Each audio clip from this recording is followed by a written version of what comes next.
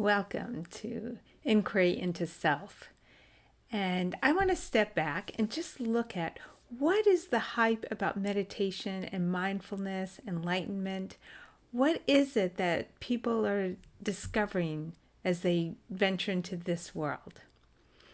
Well, the fundamental thing is a change in identity. And that may not make any sense to some people, but the effect will. And I see the effect playing out particularly in three areas, though it's in everything. So here's what I'm going to demonstrate. We end up changing in the area of expectations, safety, and belonging.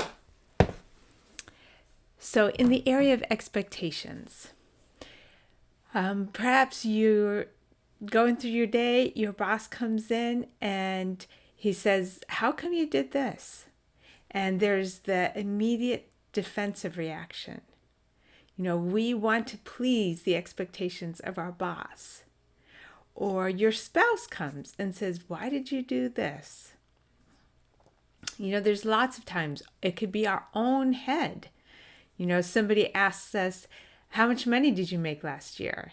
And there's the quick calculation, is it okay to be honest or should I make it higher or lower?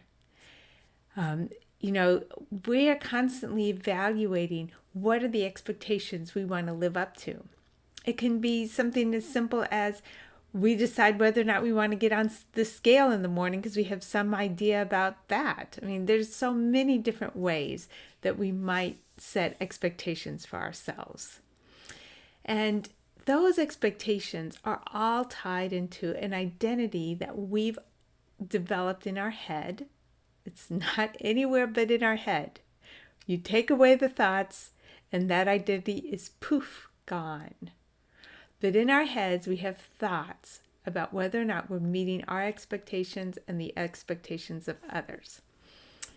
As we settle into meditation, we discover a source of being far greater, far more lasting than any of those thoughts.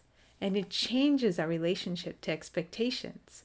We have a lot more freedom. When my boss comes to ask me, "Why did you do this?" I think, we're going to reach newer understanding. They're interested in something, I'm interested in that, let's discuss it. There's not the defensiveness because that's not my source of being.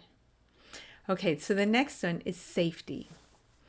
If you get a note from the government that they're going to build a freeway right where your house is, what would be your immediate response?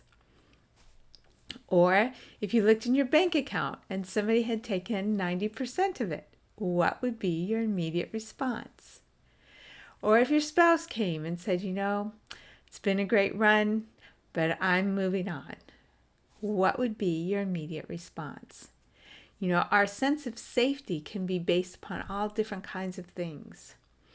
With a thought-based identity, we plan a future that looks a certain way, and when we get news that it's going to look differently, there's that sinking feeling.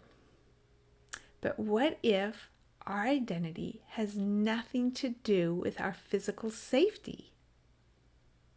What if our physical experiences are merely that, experiences? And what we are far outlasts any physical experience. What if we ground in a timelessness that we actually feel as the alive essence, more real than even our bodies?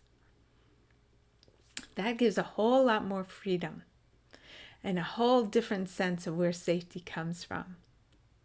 And then finally, in belonging.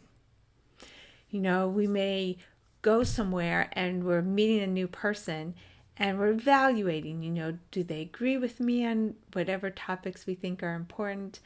Do they have the same blah, whatever we've got? We think it matters in their intellectual position, or we think it matters in their political position or their religious position, or we're trying to find belonging through commonality. But the interesting thing is, belonging is conditional in that realm. We find we belong in certain places and we don't belong in other places. We may evaluate our clothes or any other things, where we live, what we've acquired. So many different things allow us to feel like we have the social whatever to belong in whatever group.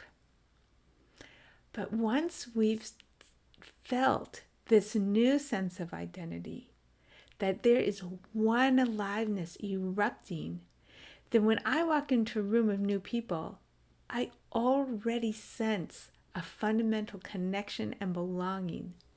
I already know, here I am, here we are, and we all belong. So there's no evaluation, no getting to that point of connection. The connection's already there. And then it's just a discovery of what we're going to build together. Can you feel the lightness and freedom if there's no safety to create, no belonging to create, no expectations to fulfill? What kind of life is that? No expectations to fulfill, no safety to assure, no belonging to create. All of that turns out it's already taken care of. So there's lightness, there's the ability to create from fullness, to create out of bliss and joy. And that's the possibility as we deepen into this. And it's not an achievement. It turns out we feel that all these things already and always exist, inherent, innate in our being, innate in our being. So enjoy exploring the different approaches I'm offering here. We're not getting better. We're discovering what we already are.